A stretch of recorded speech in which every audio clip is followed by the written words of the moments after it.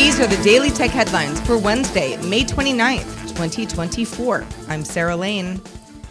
A Google leak containing 2,500 pages of internal documents appears to describe how Google search works, suggesting that the company isn't truthful about how it handles search, at least according to certain people. SEO researcher Rand Fishkin says that a source shared the documents with him and says that they explain the lies that Google employees have shared about how its search algorithm works.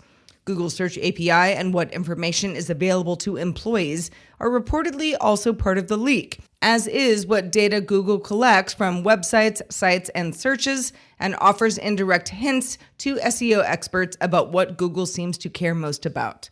SEO expert Mike King looked over the documents and says that to say Google lied, quote, is harsh, but it's the only accurate word to use here.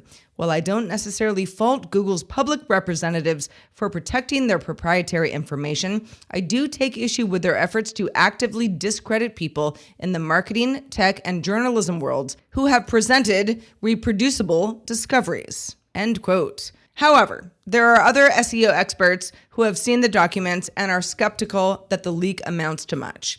Ryan Jones, who runs SEO at Razorfish, said in a post on X, quote, "We don't know if this is for production or for testing. My guess it's mostly for testing potential changes. We don't know what's used for the web or other verticals. Some things might only be used for Google Home or news, etc. We don't know what's an input to an ML algo and what's used to train against. My guess is clicks aren't a direct input, but used to train a model to predict clickability.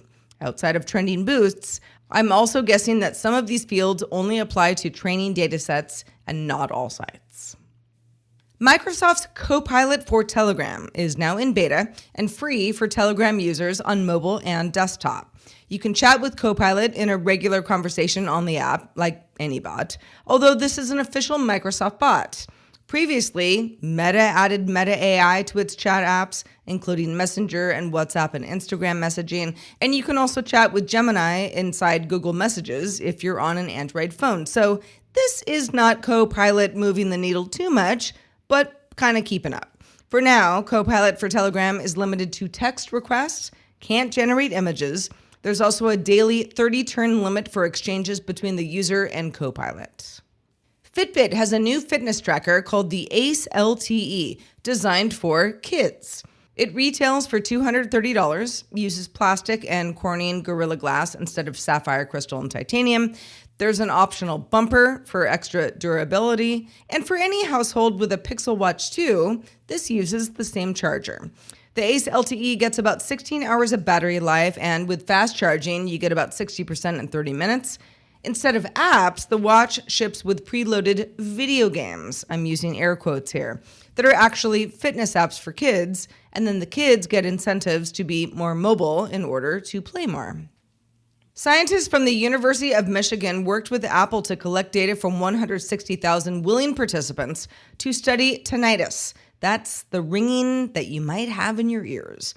77.7% of participants had experienced tinnitus at some point in their lives, and daily occurrence increased with age. Male participants experienced tinnitus 2.7% more than females, but a higher percentage of males also said they had never experienced it. Noise trauma, exposure to excessively high noise levels, also cited by 20.3% of participants in this case, the highest percentage in any single category.